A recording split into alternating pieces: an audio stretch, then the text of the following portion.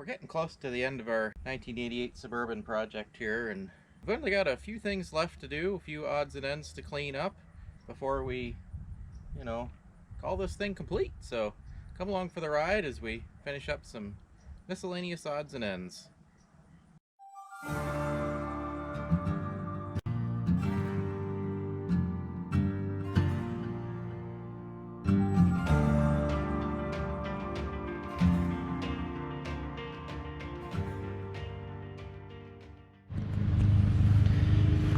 We got to do something about this coolant overflow tank. And this isn't a high budget vehicle because it's never going to be perfect and it's never going to be worth a ton of money, but we want it to be nice, and this isn't going to cut it. So I'm thinking we can repair this the redneck way, but we'll just kind of make our own. But we have a lid here so we can at least reshape the threads with whatever method we choose. So, that should be interesting when we finally get to that. Yeah, I think we can figure something out. I don't know. We'll get there, but we've got to take the tank out, and it's got to be cleaned anyway. It's just absolutely junk gets down in there, and yeah, that's what happens when you have a giant hole in the top of it. So we're going to take this tank out and we're going to see what we can do to repair it. We repaired our coolant tank here. Basically what I did was the tried and true method of taping it up from the bottom and filling it with JB Weld. And we've recreated the tank threads and everything here and filler also, which worked surprisingly well. So that'll work for our coolant tank fix. Again, we're not going for factory perfect here because we want a useful restoration, not a complete factory restoration. So our coolant tank is done. We've got one little thing to attend to. It is a little thing, but it's kind of been bugging me. This door gap here, door isn't loose, but it's hanging out. So I'm going to adjust that by hopefully adjusting this striker. So we'll just tweak that in a little bit, and hopefully that'll pull the closed door position in. So the way you adjust this is there's a T50 Torx in the end of this, and we'll just loosen that up. If they're old, they're not going to want to loosen very good, but you can see how it moves side to side and up and down. You can pretty much get it anywhere within this circle. So you can see from the rust marks kind of where we were there, and we want to go in a little bit. Now where were we? We're here. We're going to go in just a hair. Let's see what that does. We'll hold it and we'll tighten it up in that position. You don't want to leave it too loose, or when you close the door it'll obviously shove itself around. So let's see what happens. Oh yeah, that's a much better door gap there. Well, it's not sticking out anymore. It's even, so that's good. We'll make sure that's tight. Door shuts nice and tight as well still. And basically that's as simple as it is, as adjusting your door gaps on the outside. All right, door doesn't even squeak, does it? Well, that's nice. Okay, door shuts nice and solid. Wonderful. Well, we're finally going to get to this ceiling strip on our Suburban. As you can see, it's mostly gone. We're going to pull the old one off, and we've got a new one here, which they're not cheap, but we want to keep all the junk out of our window here. As you can see, you get pine needles and junk that goes down in there, and we don't want that filling up the tailgate. We already cleaned this out, and we don't really want to do it again. So we're going to replace that seal today, and we'll show you just how easy and quick it is. So start by rolling your window down. What that does is basically just give you better access here. Kind of, you can push the glass forward and you can access this. And then we're gonna pop the clips off. I can show you on the new one what the clips look like. And basically there's a strip of metal that they adhere the rubber to, and the metal has backing clips that snap down into the frame on the tailgate. So there's the metal clips. You can see they kind of snap down in there, and when you take this off you kind of got to snap them up in reverse. So basically you're just kind of pulling that and destroying the thing in the process. So we're going to rip this out, and it probably won't come out looking good in one piece, but we'll pull that out and then we're going to snap the new one in. This interior rubber strip here on the inside of the tailgate is attached to the plastic part here, which we haven't put on yet. We want this extra space so we can move the glass back and forth to get this out, and then after that's all done, then we can put our interior panel on. So basically you're just pulling this up. I find a pair of needle nose pliers is easiest to just yank those clips out of there. As you can see, this one is very deteriorated. It's not really sealing anything anymore.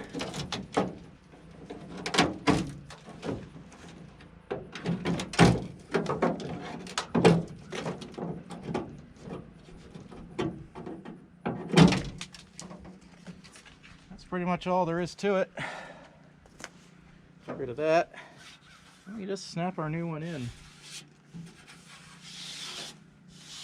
Ordinarily I would clean up the surface here, but again, I'm not going for a perfect restoration or anything here. You can always clean it up and tape the seal off later if we need to. It's not too rusty. It's missing some clear coat. It's got some dings and dents, but that's to be expected. So there's little oval holes here that these clips snap into. You want to make sure you get them lined up.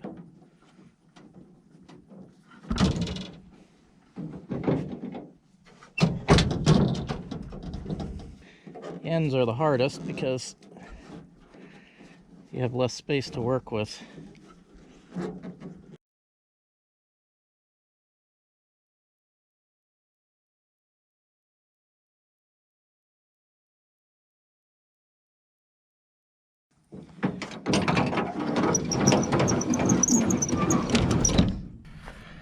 All right, our new window seal is installed. As you can see, we roll the window up and down. Now it contacts the glass. Now what'll happen, obviously, when we put the interior seal in is it'll push it back a little bit more like that. Sure.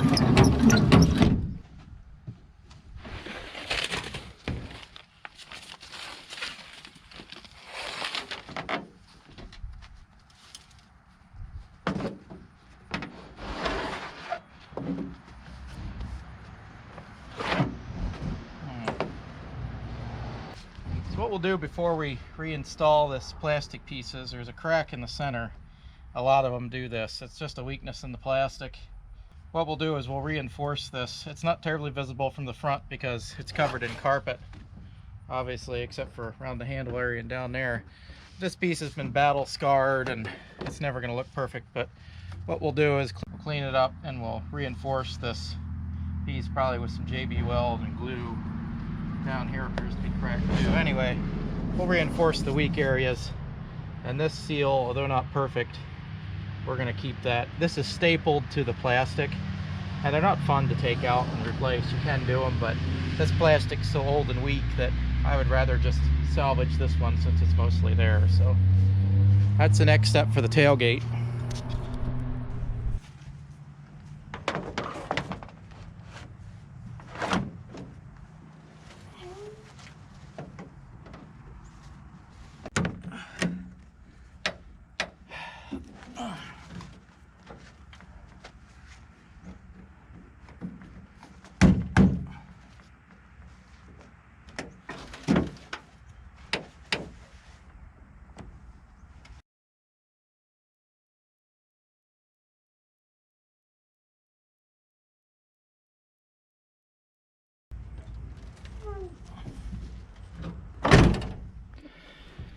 Thing we've been meaning to address here is the shifter needle pointer position. And if you look at that, we're in park right now.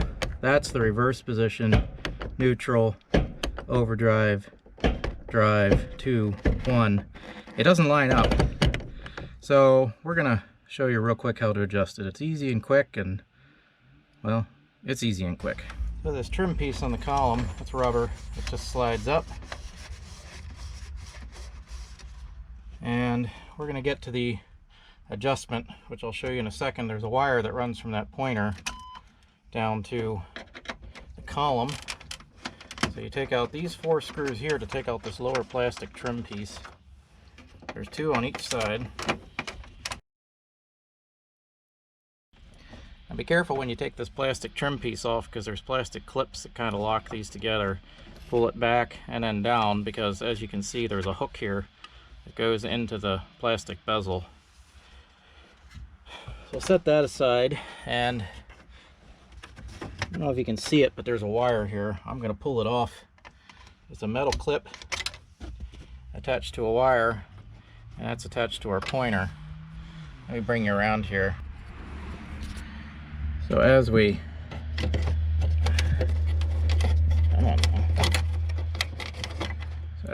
pull this wire down, you can see the needle moves. That's what happens when you move your shifter.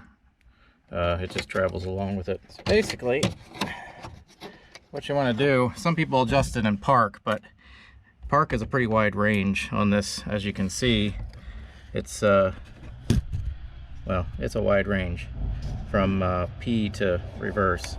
So the best way to do it is to put your, let's see, that's reverse, neutral, overdrive. That's actually where your shifter is going to be the majority of the time. And then grab your wire, pull it down, and align it right in the center of that overdrive needle right there when you're sitting in the driver's seat. And then just snap on the metal clip with your fingers there on the edge of the column. And now when you move your shifter, it should be neutral, reverse, park, reverse, neutral, overdrive, drive, 2, 1. So as you can see, it's that simple. And just put your plastic trim piece bezel back on here, just exactly the way it was. And then you can move your trim ring back down around there. That's all there is to it. So now our shifter needle aligns. Looks like we have to get that little knob for the trip odometer. A little hard to run it when you... yeah, hard to run it without the knob. Well, we'll have to get that at any rate. So we got the odometer knob on. You can buy these replacement things. It's just a center screw section, and it's there's 2 different ones. There's the knob style that has like a pull-out section, and then there's these that are just like this. Anywho, trip odometer doesn't want to reset, so anyway, knob's on there, so it'll look good, but doesn't want to actually reset, so well, it's on there. So the missing trim on here, we've got it all up there. You can get replacement coils or pre-cut pieces of this stuff, but this is, again, low budget project. We're going to put it back on, and the reproduction stuff, let me show you, is mostly junk. Here you can see the chrome tape's peeled off. This is all reproduction on this truck over here, and it's just absolute. And you can see it's not even just where it was cut on the end, so it's not due to that. It's just overall deteriorating, and this is about 3 years old now. And here's another good example of that. You can see how it's kind of bubbling up, and it's bad. So I believe that these are original pieces here. They're in much better shape. They have an additional coating, and although it's a little messed up in some areas, for the most part it's actually in better shape than what you'd get if you bought new. So I'm gonna put this back on. What I recommend for this, and I don't endorse it, we don't have any sponsors or anything, but this 3M emblem adhesive, trim and emblem adhesive. This is good stuff. I mean, you know, this will stick a snowman together in winter. So it's really good, and it doesn't just take too terribly long to dry. So if you're looking for something like that, then this is probably the stuff to use. Again, I don't endorse it. You know, there's no paid sponsorships on this channel, so, but this is what I'm going to use. And then, of course, to hold it temporarily in place, just masking tape, make sure it doesn't slip.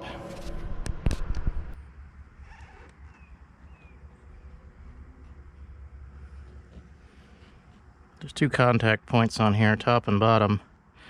The middle on this decorative tape doesn't really touch anything, so what we're going to do here is just apply it to the edges. We're going to come down here and stick her on.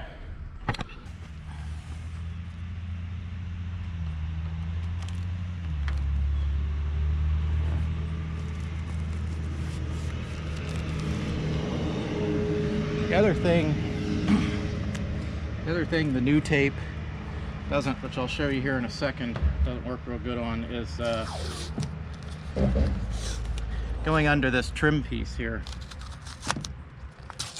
The new stuff is too big. I don't know if they used the wrong molds or what the deal is, but it doesn't fit. And I'll show you on our other truck. What I'm doing here is, well, you can see what I'm doing. Just tape it so it holds fast.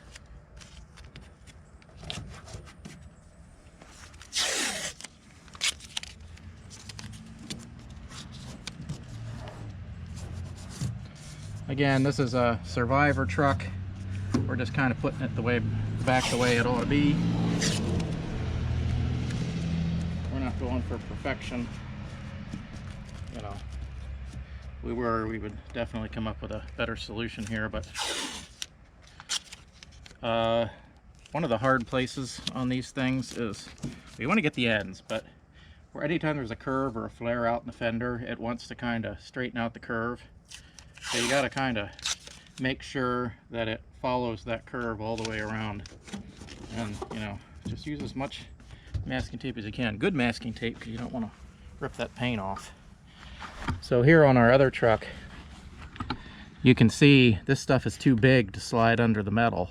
It doesn't, the profile is too big, it doesn't fit, and it doesn't even match the exact profile like the original stuff does. So if you're buying this reproduction stuff, watch out and be careful, because it's never going to be perfect. You're going to have this gap here and you'll know it. Again, it's only from a distance, but it's still something that's visible.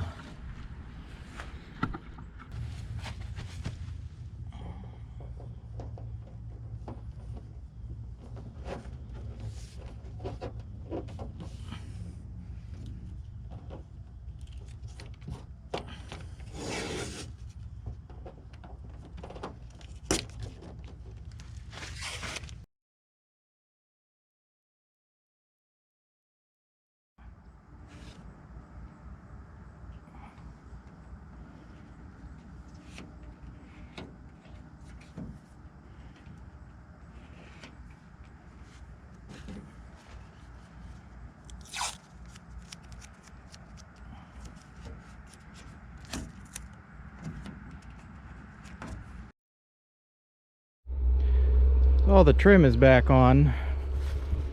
Again, not perfect, but it is the original trim, and from a distance it looks good, which is our goal.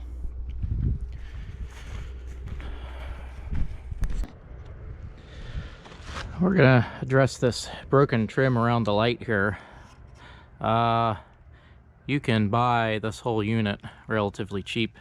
They reproduce them, but it's just the metal piece that we need. Of course, you can't just buy that, and yes, it's cheaper than the original. It's thinner metal, but it's just a light trim piece. Anyway, we're gonna replace that real quick. It's just a little cosmetic thing, but you know, it just makes it look, you know, like it wasn't neglected and which it wasn't neglected. It was just somebody didn't feel like replacing this, so we are gonna do that. There's just 4 screws that hold on this tail light assembly.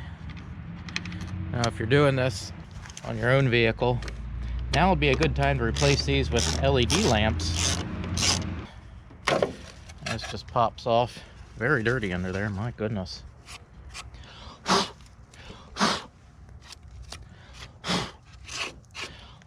We haven't cleaned this vehicle yet. We'll get to that. I should, while I have this open, I should test all these bulbs. Which we'll do that in a minute here. Anyway, there's your old one. And this metal, of course, just pops off the plastic, but for this truck, we're not going to replace the plastic because it might seem out of place to have that brand new piece of plastic on this older truck, and it'll look more natural if we put this back on. So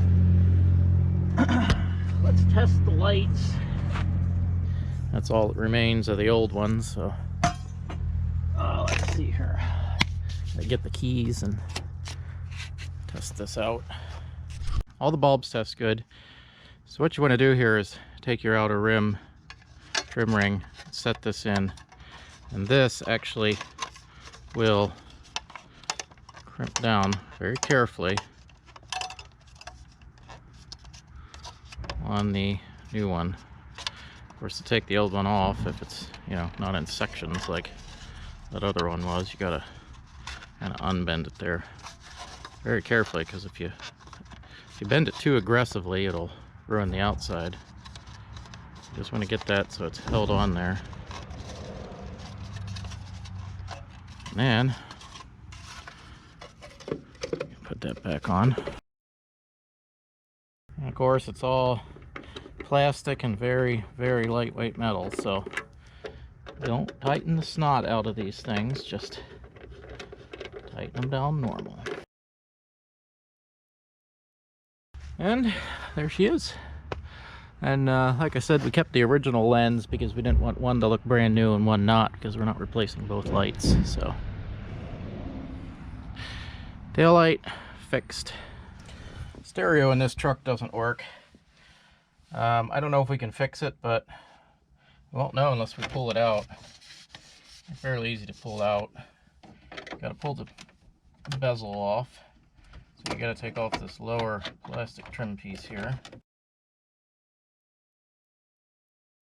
This thing is held in with Phillips head screws. Some are shorter than others, so keep track of where they come out.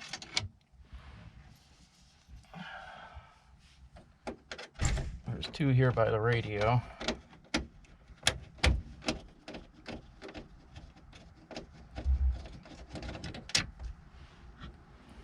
And then there's 4 across the top of the dash. And there's 2 more lower ones here on the driver's side. Again, the ones on the bottom are short. There's 2 here and 1 here that are short. All the others are generally, unless they've been replaced, long. Now, the only thing holding this on is the light switch, which you can pull this knob out, but I generally just kind of work it around it. But the radio knobs have to come off. Pull them straight off. Oh, come on now. Come off. Lay them over there for now. 4 pieces, the inner knobs and the outer knobs. So now there's no screws holding this on, so we can just pull it right. Oh, we got loose bolts coming out. That's not good.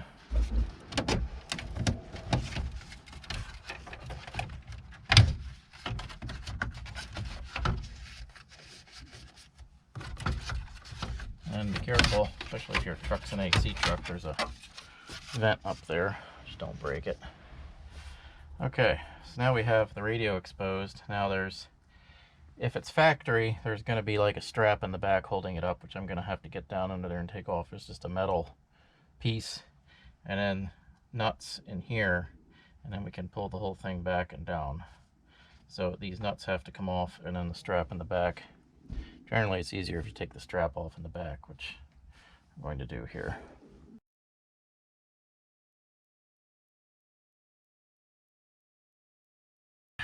If you've got an AC truck, there's an AC vent down in there, and this whole thing gets easier if you take that out, which we're going to do. It also helps if you take this lower panel out here. Now, to take out this duct here, you have to kind of be able to move it side to side. So it's easier if you take out this piece here, and there's 3 screws, one here, and one down here, and one down here. And you can kind of move this piece around. And you can ease out your long piece.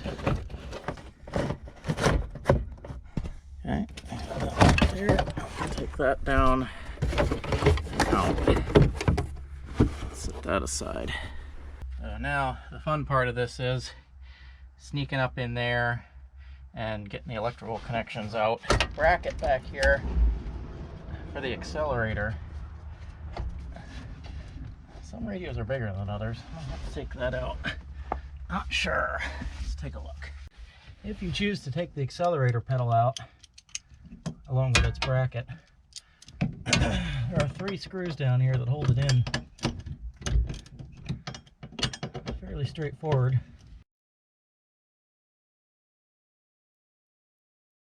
Now the bracket, of course, will still be held in by the accelerator cable. So generally, it's easier to just let it hang.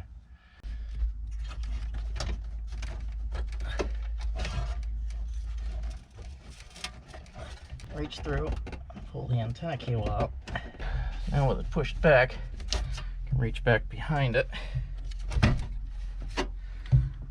Well, if you have small arms, and you can unplug those cords.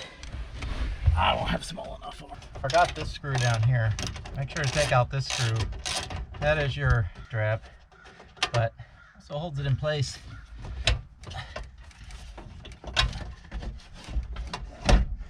You can kind of spin it around and you can actually get to the electrical plugs and spin it down and out. Now, most of these old style GM radios of this era have 3 plugs. It'll be black, white, blue, and some of them will have this as well. And of course the antenna, which I pulled out. You know, it's hard to see, but I did. Yeah, so we're gonna take that and basically see if we can find anything wrong with it that is fixable easily. I mean, they're all fixable, but there's the original tags. I don't think this thing's ever been out before. And that's how you get the radio out. Well, we have the radio out. We're gonna take the dash pad out because we have this damage over here to the corner. So it'll be easier to see if we can repair that, have it out of the vehicle. Also, it's a little loose up here. Last person didn't get it in correctly, so it needs to be reseated. Anyway, we're gonna take it out. That's fairly easy once you have these cluster bezel screws out. There's just some along the bottom over here and one on the side. There's a Phillips head screw here on the end, and then there's a couple hex screws here and there and there, and then it'll just slide out.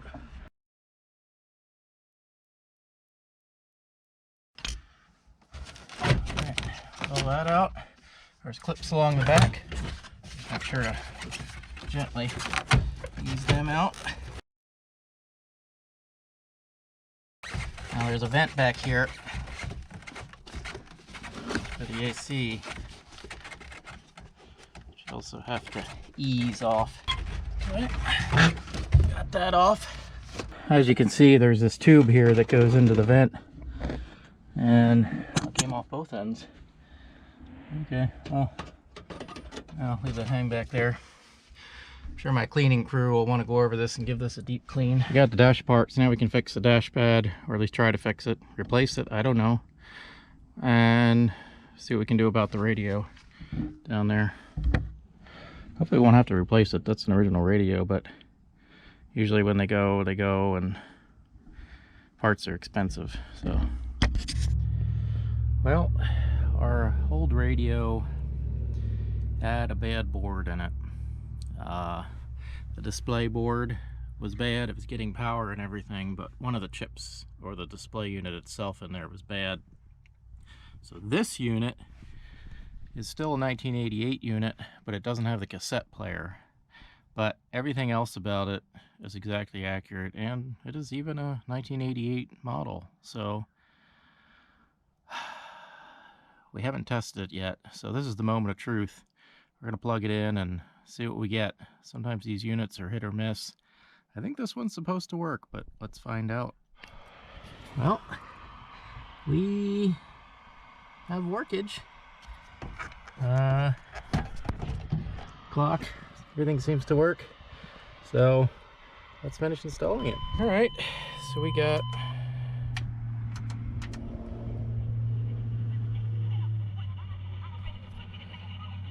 I don't know how this works. How do you get AM, FM? Oh.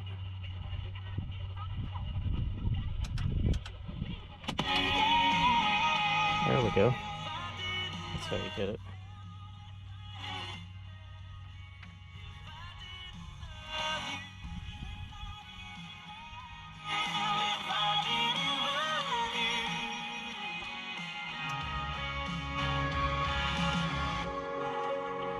Okay. Oh, that's a pretty good sound for 1988. Not bad.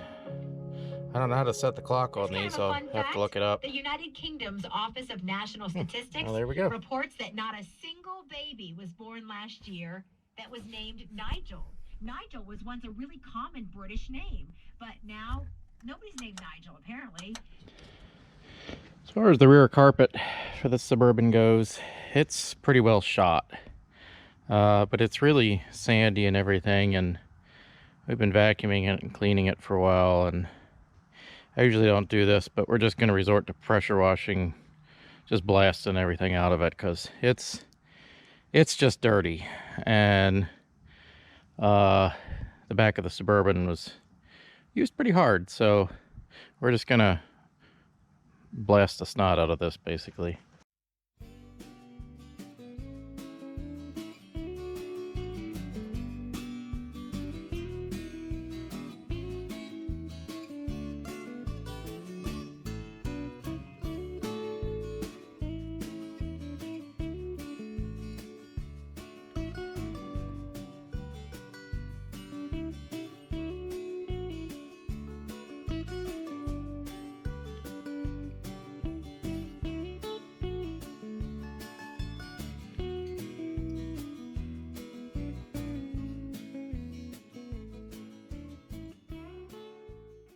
All right, I'll let that dry.